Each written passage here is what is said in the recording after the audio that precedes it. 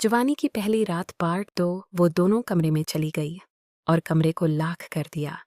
अब मैं इंतज़ार कर रहा था कि जल्दी रात हो और मैं अपनी बहन के पास जाऊं।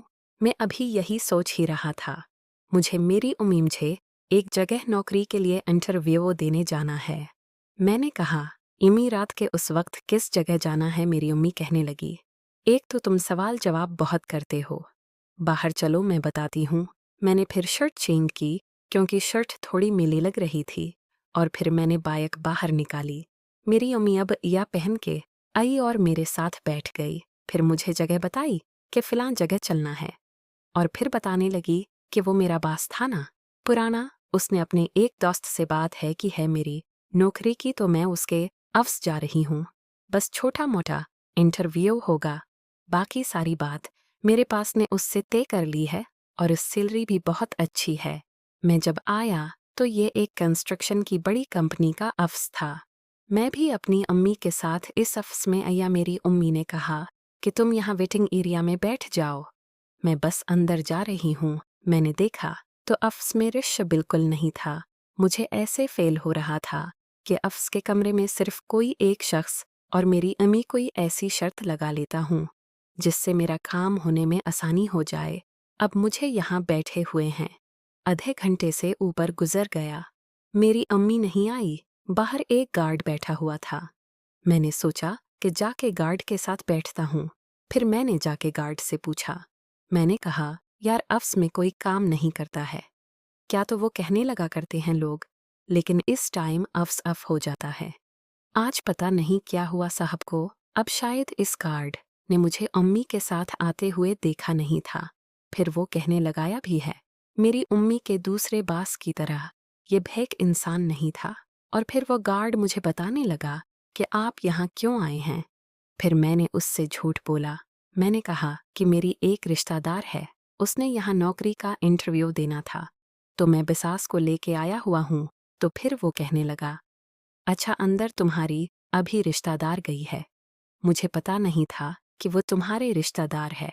वैसे तुम एक मशूरा दूं, अगर वो तुम्हारी करीबी रिश्तेदार है ना, तुम उसको इस ऑफिस में काम करने से मना कर वहाँ जाके बैठ गया जहाँ मुझे उम्मी छोड़ के गई थी। अब उम्मी को अंदर गए हुए तकरीबन 1 घंटा होने वाला था। फिर मैंने सोचा कि मैं उम्मी को कॉल करता हूँ। मैंने जब अपनी उम्मी को कॉल किया, मेरी उम्मी की आवाज़ अगे से अजीब सी थी, उसकी सांसें चढ़ी हुई थी। मुझे कहने लगी, बस 2 मिनट ज़बीर, में अभी आती हूँ। अब मुझे शक हो रहा था कि पता नहीं पहले ही मुलाकात में थी, अपना हलिया सेट करते हुए आ रही थी। मुझे ऐसा लग रहा था कि जैसे अभी किसी ने मेरी उम्मी का हलिया ख़राब किया हो। और फिर उते ही मुझे कहने लगी, मुबारक हो ज़ुबैर, मुझे नौकरी मिल चुकी है। औरतों को पता है मेरी सैलरी कितनी है, 1 लाख से ऊपर होगी। लेकिन मेरे चेहरे पर कोई रिएक्शन नहीं था। मैं चुपचाप सर नीचे झुकाए गार्ड के सामने से गुजरा और फिर मैंने पार्किंग से बांग बाहर निकाल। फिर मैं बाइक चला के रास्ते में आ रहा था। फिर मैंने अम्मी को बताया जो उस कार्डवर हमें किया। उसकी ज़ाती लाइफ में वो क्या करता है, हमें तो बस काम से मतलब है ना, मैंने तो काम करना है। और फिर मैंने कहा, इमी अपने वैसे काम है, क्या करना है।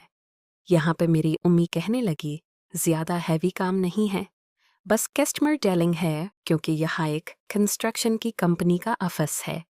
ये लोग बेंगलो बनाते हैं और फिर उनको सेल करते हैं, तो जो भी नया कस्टमर आएगा डीलिंग मुझे ही करनी होगी।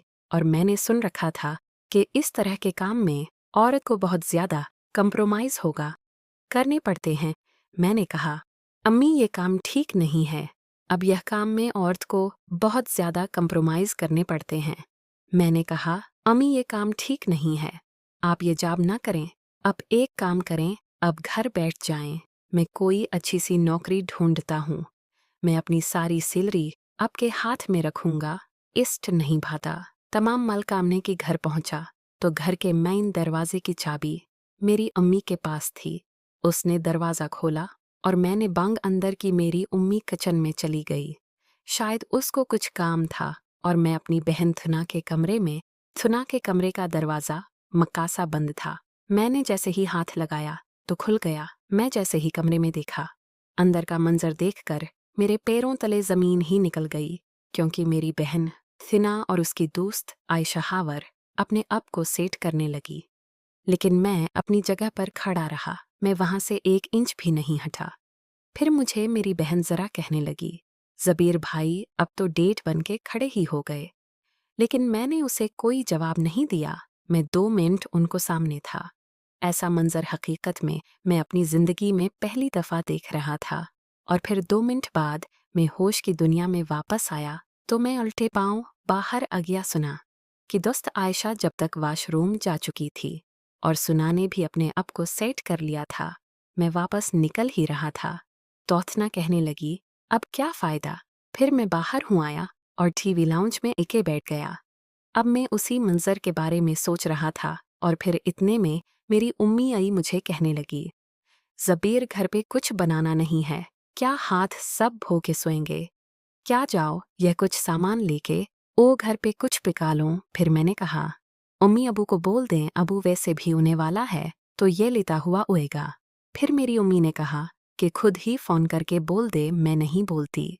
उससे फिर मैंने चुपचाप पैसे पकड़े और आमी का बताया हुआ तमाम सामान लेके या लेकिन मैं ये महसूस कर रहा था कि मैं होश की दुनिया में नहीं हूँ।